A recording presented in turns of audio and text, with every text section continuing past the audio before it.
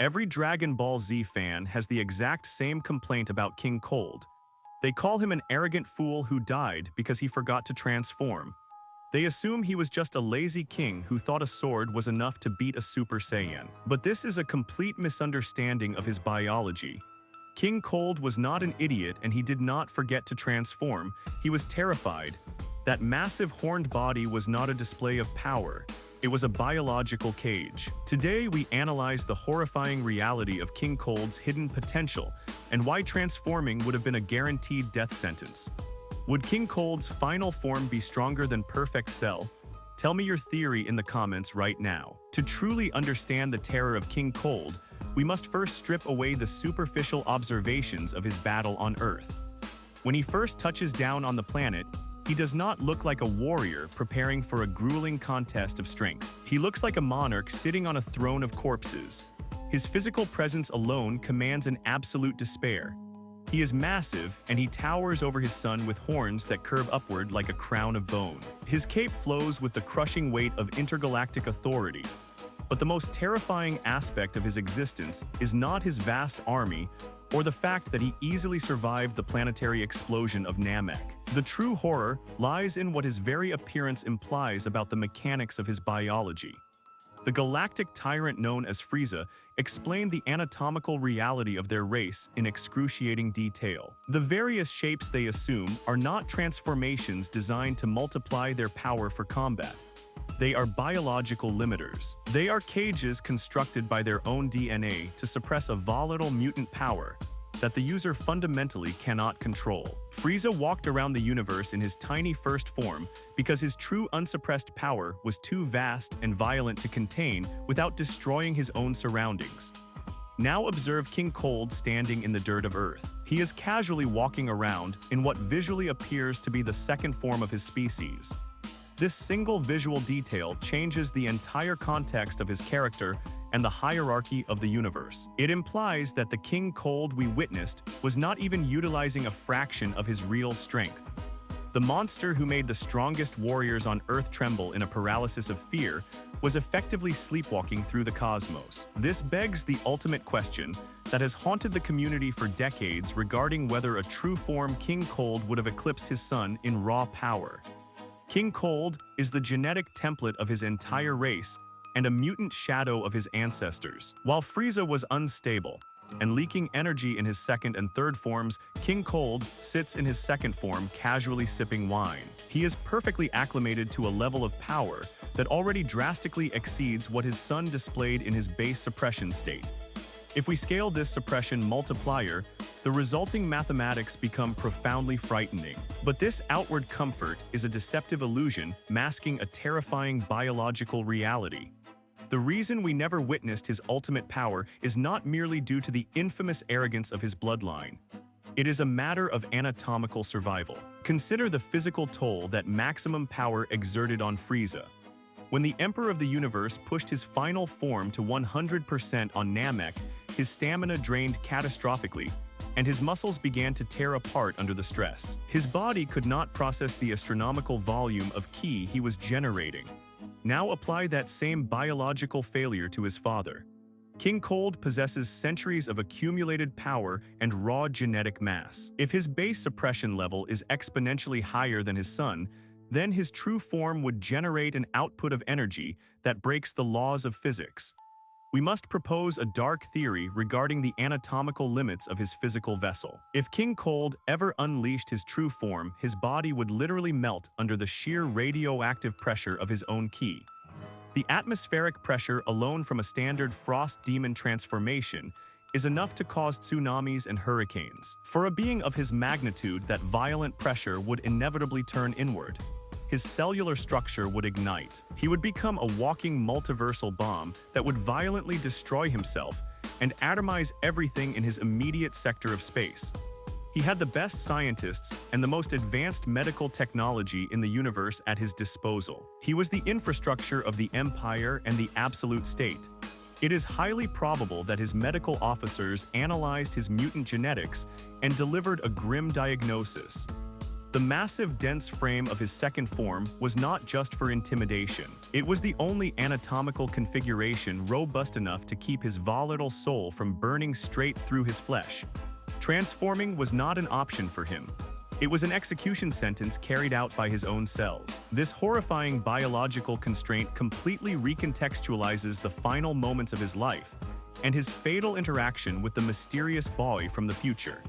The common narrative is that King Cold dismissed Trunks out of pure foolish arrogance. We see his son bisected into pieces, and King Cold does not scream in blind rage or blow up the surrounding area in a fit of pique. He simply observes the Super Saiyan with the cold, analytical eye of a venture capitalist deciding whether to acquire a new asset or liquidate it entirely. He looks at the boy holding the weapon, and his pragmatic mind immediately seeks the most logical material explanation for the tragedy.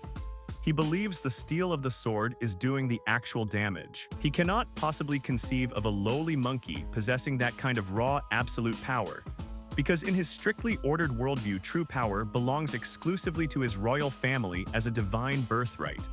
So he makes his final move. He attempts to disarm Trunks and win the violent encounter not with a devastating beam struggle, but with a handshake and a clever deception. This is the exact tactic of a ruthless mob boss who prefers to trick an enemy into surrendering their advantage rather than getting his own hands dirty. Most fans view this negotiation as a pathetic display of weakness. But if we accept the theory of his biological meltdown, this negotiation transforms into an act of calculated desperation. King Cold realized in a fraction of a second that the golden warrior standing before him was completely out of his league. He felt the crushing pressure of the Super Saiyan aura, and he knew his suppressed body could not withstand an assault. He faced a horrific binary choice. He could attempt to transform and suffer an agonizing biological death, as his cells incinerated themselves from the inside out, or he could attempt to manipulate the boy with the sword. He chose the sword because it represented the only path that offered a marginal fraction of a % chance of survival. He was willing to use any unfair advantage to secure his continued existence. If he had to use a sword, he would use a sword, and if he had to grovel and beg, he would grovel and beg. This absolute lack of traditional warrior pride is what distinctly separates him from the aggressive nature of the Saiyans. The proud Prince Vegeta would gladly choose death over the humiliation of begging. King Cold would gladly beg if it bought him enough time to survive and plunge a blade into his enemy a few minutes later. The tragedy of this desperate gamble is that it failed so spectacularly against an opponent who did not play by the rules of the old galactic order. Trunks is a hardened pragmatist forged in the fires of an apocalyptic future, where the slightest hesitation guarantees a violent death. Trunks did not afford the monstrous androids of his own timeline a single chance to achieve their perfection, and he absolutely refused to grant King Cold the opportunity to escalate the situation. This rapid execution is the ultimate validation of the terrifying strength hidden within the monarch. The most serious and ruthlessly efficient character in the entire series looked at King Cold and decided that he simply could not risk letting this specific monster exist for even one more second. Trunks saw the latent potential for absolute catastrophe, and he snuffed it out instantly before the nightmare could awaken. If the king was truly a weak and insignificant threat, the boy might have toyed with him or interrogated him for information. Instead, he fired a blast straight through his chest. King Cold dies offering planets and attempting to bribe his executioner.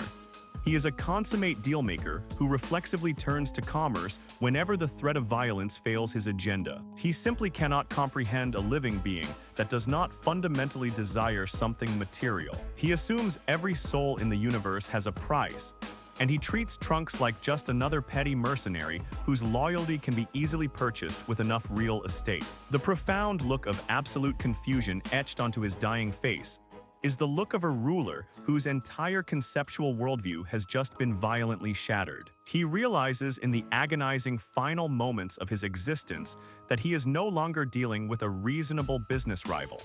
He is dealing with a merciless executioner. The horrifying realization that his vast wealth has conquered planets, and his grand titles mean absolutely nothing against the burning blade of a Super Saiyan, is the true psychological horror of that infamous scene. It signifies the violent extinction of the old guard and the collapse of an era. To fully grasp the magnitude of his fall, we must recognize King Cold as the most deeply tragic villain within the entire franchise hierarchy. He was the undisputed landlord of the known universe. Every conquered planet that paid exorbitant taxes in blood and resources to the Frieza Force was effectively paying their rent directly to him. Frieza served as the loud and brutal general of the armies, but King Cold operated as the silent, overarching chief executive. He conquered the cosmos and ruled for centuries as the absolute apex predator, but he was ultimately nothing more than a desperate prisoner trapped inside his own alien flesh. He possessed the raw mathematical power to potentially exterminate the entire Super Saiyan bloodline in a single blinding flash of light, but he fundamentally lacked the physical durability to hold that immense power in his own hands. He was a terrifying god locked away inside a brittle biological cage. His character represents a chilling duality that makes him infinitely more realistic and disturbing than a cartoonish monster. He was a devoted family man who somehow managed to separate his dark corporate work from his domestic life, treating the entire universe as his personal disposable garden. He spoke to his vicious son with a gentle, nurturing tone, calling him his boy, creating a deeply disturbing contrast between his private domestic affection and his public history of galactic cruelty. He possessed the capacity to deeply love his own child, while simultaneously slaughtering an entire planet full of innocent screaming civilians without blinking an eye. This strict psychological compartmentalization is precisely what allowed him to sleep peacefully at night. He never viewed himself as a villain or a monster. He saw himself merely as a diligent provider, ensuring the eternal legacy and financial security of his royal clan. He was fully aware of the true cosmic hierarchy and the divine entities that governed it. He was the one who explicitly passed down the strict orders forbidding his forces from ever engaging the chaotic entity Majin Buu or the god of destruction Lord Beerus. He knew exactly where his place was in the Grand Order. He knew he was the biggest fish in the mortal pond, but he possessed the vital intelligence and restraint to stay far away from the divine sharks. This calculated caution is exactly what allowed him to survive and prosper for so long while his son pushed dangerous boundaries. He stayed quietly in his lane and grew impossibly rich. He wore his suppressed second form like a tailored suit and tie, projecting an aura of total authority, without ever flaring enough energy to accidentally invite the catastrophic wrath of the sleeping gods. This careful existence makes his sudden death even more pathetic and profound. He represented the dangerous complacency of the supreme elite. He embodied the concept of old ancient money that genuinely believes it is totally untouchable simply because it has always resided at the very top of the pyramid. He entirely failed to realize that the cosmic market had suddenly changed. He failed to understand that the inherent value of his royal stock and the absolute fear associated with the frost demons had violently crashed the exact moment a low-class warrior turned his hair gold on a dying green planet. King Cold was stubbornly living in the past. He was operating in a comfortable reality where he was the uncontested apex predator of the food chain, but the biological ecosystem of the universe had brutally evolved without his permission. New apex predators had emerged from the ashes of his genocide. These new predators had glowing golden hair and piercing teal eyes. They simply did not care about his royal titles or his vast empire or his desperate offers of free planets. King Cold died utterly humiliated because he arrogantly refused to adapt his strategy. He died holding onto a false belief that he was still the main player of the game, when in terrifying reality, he was nothing more than the final discarded boss of a lesser level that the true heroes had already conquered and moved past. If he had possessed the hunger to push his limits and train his dormant body, he could have become the absolute nightmare of his era. He represented a sleeping dormant volcano of raw evolutionary potential that was tragically murdered in its bed before it could ever erupt. He is not merely a forgotten fighter or a stepping stone for future heroes. He is a dark philosophical warning to all tyrants who sit too comfortably on their thrones. He proves that no matter how massive your empire grows or how tall you stand above your helpless subjects, There is always something lurking out there in the cold, dark void that is sharper and faster and infinitely more ruthless than you could ever be. And sometimes that terrifying something does not want to rule the universe or negotiate a treaty. Sometimes it just wants to cut you in half and go home to an era of peace.